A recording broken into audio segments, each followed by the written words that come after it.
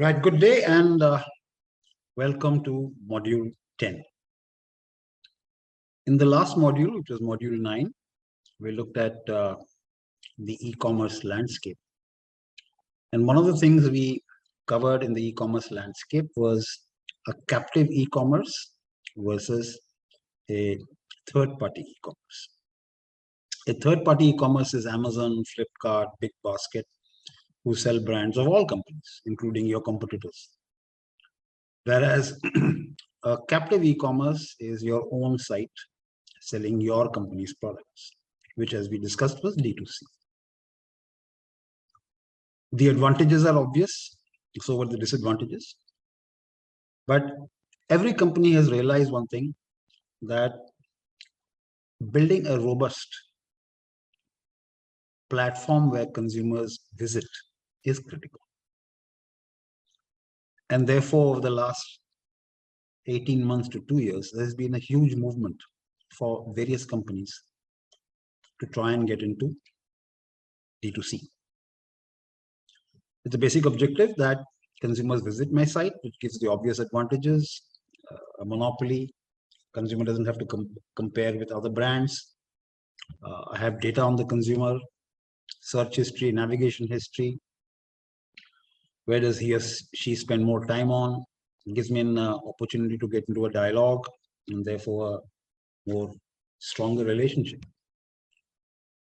What this session will try look at is, what are the typical problems faced? I mean, if itne sare gun hai, if there are so many plus points there obviously must be some obstacles. Remember, the greater the price, the greater the obstacles. So what we'll try and look at is, there are two kinds of companies.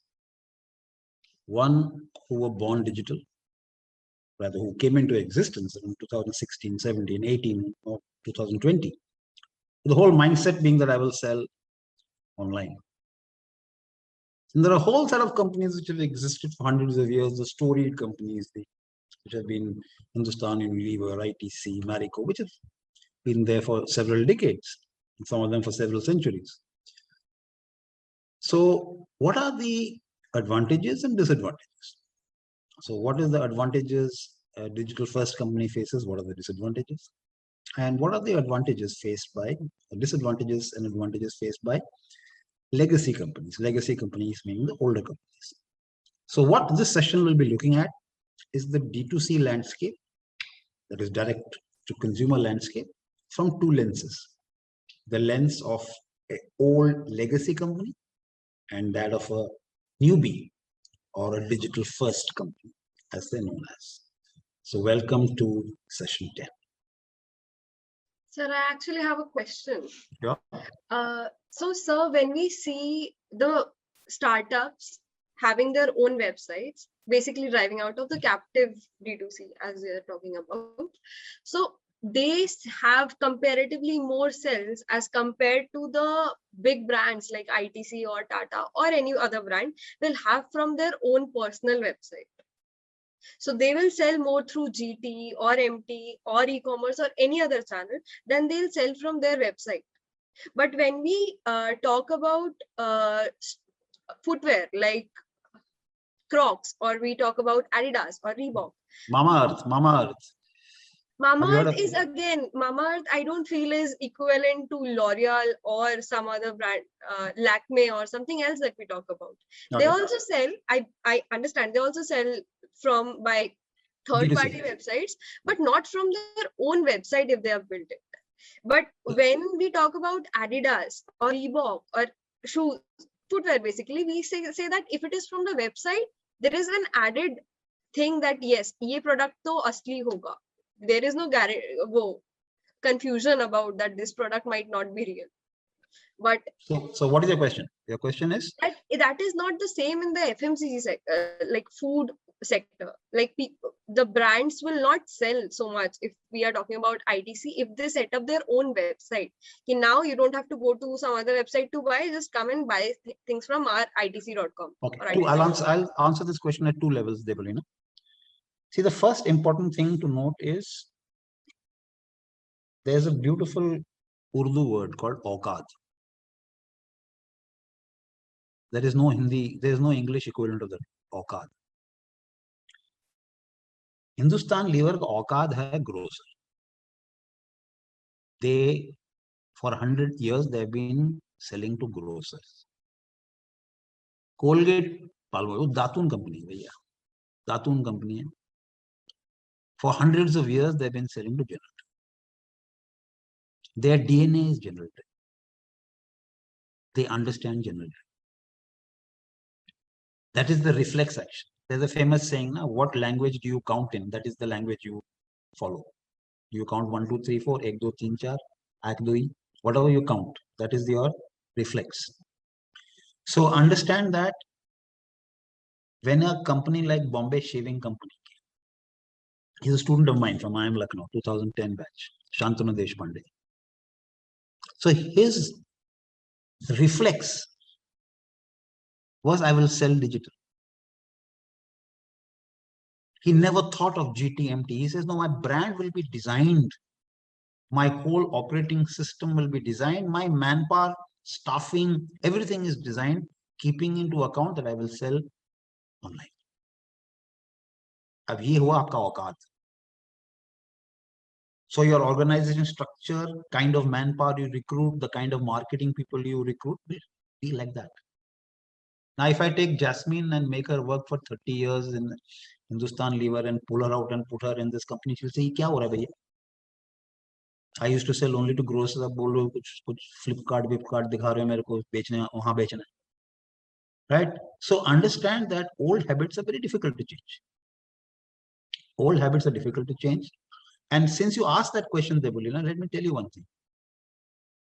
Every old-fashioned FMCG company, Marico, Colgate, Palmolive, they have realized one thing. Their mindset, their mindset is a GT mindset. Right? That is the DNA, that is the culture, that is the औकात. So they have also realized that if I don't have the DNA, I can try and buy the DNA. Marico has purchased shares in Beardo. Colgate Palmolive has purchased 14% in Bombay Shaving Company. Why? I have 14% of the DNA of the औकात. Because I can't reach. So remember one more thing. If you look at a brand like Lux, HUL, 90% of its sales comes from GT. Why should I lose that? Why should I? That is my bread and butter. And Lux is a 1,000 crore brand, more than 1,000 crores. So understand, therefore, the second question which you mentioned, Adidas has one option which ITC does not have and is thinking of doing. Adidas can offer certain types of sneakers only in their website. But sabun to sabun hota hai na. Can Lux say that Hamara Lux Plus is there in the website? It's not, you can't. And is it a compelling reason? It's not a compelling reason. Now, also understand one more reason. In fact, I'll come back to your point when I take the next thing of D2C. Look at the point number 2. Firstly, for captive, that is D2C e-commerce, your big plus is all the points which were mentioned. You have customer feedback, customer connects with you, you can customize your product, you can have conversations with the customer, and you have a monopoly because they have come only for your brands. But remember, the only person who comes there, as somebody mentioned correctly, are loyalists. Only the loyalists. Number 2, never forget this. There's a concept called basket of goods. Basket of goods means it's a list. So Jasmine's family is purchasing a list. If that list has 3 items, atta, biscuit, chips, only 3 items, then Jasmine's family may go to itcstore.in. Subject to what Rishabh said, they are very loyal to ITC brands. So they go to itcstore.in and I say, I want 5 kg Ashirwad atta, I want Sunfeast Dark Fantasy, and I want bingos, Tede Mede. But supposing Jasmine's family has these 3 items, which I've mentioned: biscuit, chips, atta, and item number 4 is toothpaste. Ab khel khatam, no? Where will you go now, Jasmine? To not a captive one. Captive. You'll go to a third party. If item number 5 is chawal, number 6 is namak, khatam. So understand that there is a concept of basket of goods, which essentially means that a number of customers, if their list has 7 items and all those 7 items are not there in your website, why should they come to your website? Now, yes, Kirat? Sir, this basket of goods ideology, this concept, sir, won't this be not even successful at a because the customers are not that much informed about each and every product of a particular Correct. brand. That's the point Rishabh also mentioned. So the point with Rishabh, I completely agree with you. So Jasmine's family has to be not only aware but also completely loyal to the fact that जो आटा जो खरीदना है वो आशीर्वाद ही खरीदना है, वो ITC बनाता है. बिस्किट जो खाना है वो सनफीस्ट का खाना है, वो भी बनाता है. How many of you knew many of the brands which are being made by how many of you did know that Kitchens of India is an ITC brand before doing MBA? You may not. Have any of you turned around the brand and said, "कौन manufacture कर रहा है?" before doing MBA? No. Why should your family do it? They won't. So your point is extremely well taken. That's the big drawback, right? Also understand, as somebody correctly pointed out, Amazon has built up a formidable supply chain. Formidable supply chain over years across the length and breadth of the country. Why? Because they have the advantage of size. They sell everything from a pin to a nuclear bomb, right? Or not a nuclear bomb, but anyway, everything in between. But they sell a lot of products. But your number is smaller. Now, ITC ka kitna? 30 brands, 40 brands. Now, developing a supply chain across the length and breadth of the country is far more challenging. So your coverage area will be limited. So let me pause here and ask you a question. What are the ingredients which are needed for existing legacy companies? Forget companies like Bombay Shaving Company, who were born as online sellers. Mamaearth was born as an online seller. Nykaa was born as an online seller. But Godrej is about Hindustan Lever was not. They were born as a grocer seller, selling to grocers. Now, for companies whose DNA, Okad, is selling to GT, one thing which I mentioned earlier is you can acquire DNA by acquiring companies. That is what I had told Devolina. Next question is, what are the other things which are needed for old legacy companies which are strongly GT oriented to change to e-commerce? Think before you answer. Please raise your hand. Right. So we come to a conclusion of module 10, and let's take a quick look at what were the discussion points in this module. So we are on the topic of D2C, and more specifically, we were trying to examine this whole landscape from the lenses of 2 people, or 2 parties rather. One is the digital first companies, or companies which were formed very recently with the basic objective of going online. And the second is the old traditional companies, which are very well respected and have done extremely well over the years and built a strong, formidable distribution network in general trade. The Hindustan Levers, the Maricos, the ITCs, the Nestles. And the first thing one must realize is that a lot of companies are realizing that D2C is the way to go. And therefore, the older companies, which have got strong linkages in general trade, have realized that customers will start migrating to D2C, which means it's a channel I can't ignore. Right throughout my earlier 9 modules, my focus has been consistently on one fact. As a marketer, you have to be where the customer is. 30 years back, all the customers in India were in general trade. So Hindustan Lever, ITC, Marico, and their strength was in general trade. Every time a consumer stops buying a product from general trade and goes to a D2C website, you're in problem, because the customer has migrated. to an area where you were not strong. So what we looked at was one of the problems which storied legacy companies face is that their bread and butter comes from general trade. So why should they ignore it? Ashirvad is a 4,000 crore.